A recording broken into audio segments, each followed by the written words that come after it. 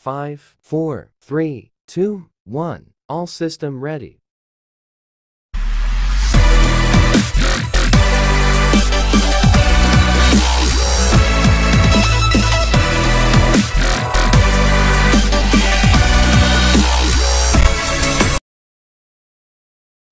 Assalamualaikum warahmatullahi wabarakatuh.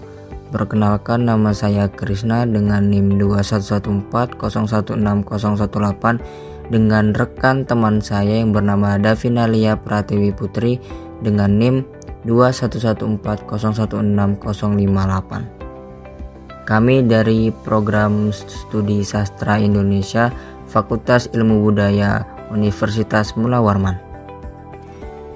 Mata kuliah gender dan feminisme ini hanya dapat ditemui di semester 6 di kelas peminatan sastra Fakultas Ilmu Budaya Universitas Mula Warman dengan bobot SKS 2. Di semester 1-nya mata kuliah gender dan feminisme ini hanya 16 minggu kali pertemuan dengan tempat di kampus secara online dan via Zoom secara online.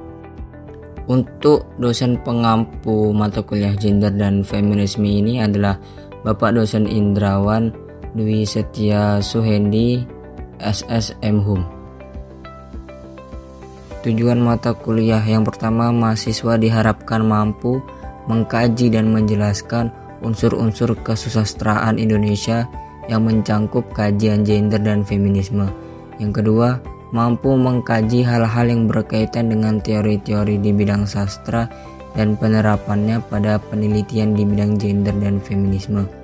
Yang ketiga, mahasiswa memahami kebudayaan yang berisi teori-teori budaya sehingga mampu bermanfaat dalam pelestarian budaya sekitar. Yang keempat, mahasiswa mahir berbahasa secara tulis maupun lisan. Yang kelima, mahasiswa memahami konsep dalam proses berpikir dalam tujuan untuk memahami sastra, bahasa, dan budaya.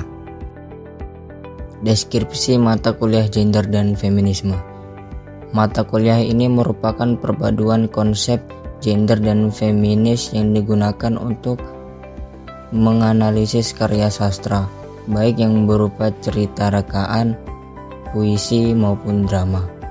Dalam mata kuliah ini juga dibahas konsep dasar gender dan feminis, lingkup kajian gender dan feminis dalam penelitian sastra, serta praktek analisis karya sastra dengan teknis kritik feminis dengan memanfaatkan teori gender dan feminis.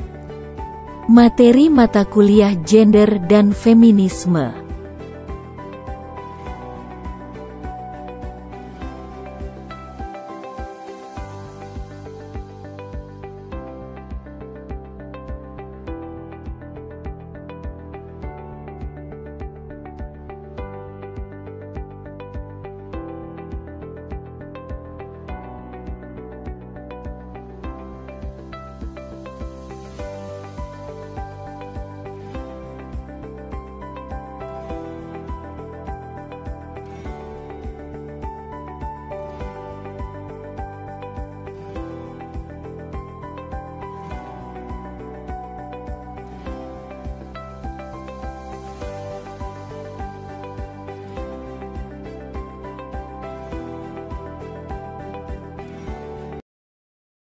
Materi sejarah pemikiran feminisme. Feminisme adalah serangkaian gerakan sosial, gerakan politik, dan ideologi yang memiliki tujuan yang sama, yaitu untuk mendefinisikan, membangun, dan mencapai kesetaraan gender di lingkup politik, ekonomi, pribadi, dan sosial. Feminisme menggabungkan posisi bahwa masyarakat memprioritaskan sudut pandang laki-laki dan bahwa perempuan diperlakukan secara tidak adil di dalam masyarakat tersebut. Upaya untuk mengubahnya termasuk dalam memerangi stereotip gender serta berusaha membangun peluang pendidikan dan profesional yang setara dengan laki-laki. Gerakan feminis telah dan terus mengkampanyekan hak-hak perempuan, termasuk hak untuk memilih, memegang jabatan politik, bekerja mendapatkan upah yang adil, upah yang setara, dan menghilangkan kesenjangan upah gender, untuk memiliki properti, mendapatkan pendidikan, masuk kontrak, memiliki hak yang sama dalam pernikahan, dan untuk memiliki cuti kehamilan. Feminis juga berupaya untuk memastikan akses terhadap aborsi yang legal dan integrasi sosial, serta untuk melindungi perempuan dari pemerkosaan, pelecehan seksual, dan kekerasan dalam rumah tangga. Perubahan dalam berpakaian dan aktivitas fisik yang dapat diterima sering terjadi menjadi bagian dari gerakan feminis. Gerakan feminisme dimulai sejak akhir abad ke-18 dan berkembang pesat sepanjang abad ke-20, yang dimulai dengan penyuaraan persamaan hak politik bagi perempuan. Tulisan Mary Wollstonecraft yang berjudul A Vindication of the Right of Women dianggap sebagai salah satu karya tulis feminis awal yang berisi kritik terhadap revolusi Prancis yang hanya berlaku untuk laki-laki namun tidak untuk perempuan. Satu abad setelahnya di Indonesia, Raden Ajeng Kartini ikut membuahkan pemikirannya mengenai kritik keadaan perempuan Jawa yang tidak diberikan kesempatan mengecap pendidikan yang setara dengan laki-laki. Selain dari kritik terhadap kolonialisme Belanda di akhir abad 20, gerakan feminis banyak dipandang sebagai sempalan gerakan critical legal studies yang pada intinya banyak memberikan kritik terhadap logika hukum yang selama ini digunakan, sifat manipulatif dan ketergantungan hukum terhadap politik, ekonomi, peranan hukum dalam membentuk pola hubungan sosial, dan pembentukan hierarki oleh ketentuan hukum secara tidak mendasar.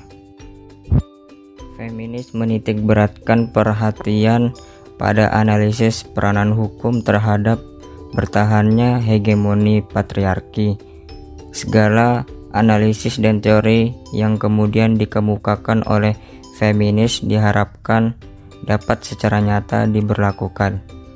Karena segala upaya feminis bukan hanya untuk menghiasi lembaran sejarah perkembangan manusia, melainkan lebih kepada upaya manusia untuk bertahan hidup. Timbulnya gerakan feminis merupakan gambaran bahwa ketentuan yang abstrak tidak dapat menyelesaikan ketidaksetaraan. Secara umum, feminisme di seluruh dunia dikonsepkan dalam 3 gelombang. Gelombang pertama yang dicirikan oleh pemikiran tentang hak dan kesamaan perempuan dan laki-laki. Gelombang kedua yang berusaha mempertanyakan siapa perempuan dan bagaimana pengalaman perempuan mampu menjadi sebuah kajian akademik. Serta gelombang ketiga yang dicirikan dari feminisme global dan multikultural. Ada pula gelombang post-feminis dengan cirinya yang terputus dari gelombang-gelombang sebelumnya. Gender adalah serangkaian karakteristik yang terikat kepada dan membedakan maskulinitas dan femininitas. Karakteristik tersebut dapat mencakup jenis kelamin, hal yang ditentukan berdasarkan jenis kelamin atau identitas gender. Seksualitas manusia adalah bagaimana manusia mendapatkan pengalaman erotis dan mengekspresikan dirinya sebagai manusia seksual. Kesadaran diri pribadi sebagai laki-laki atau perempuan. Kapasitas yang mereka miliki atas pengalaman erotis dan tanggapan atas pengalaman itu.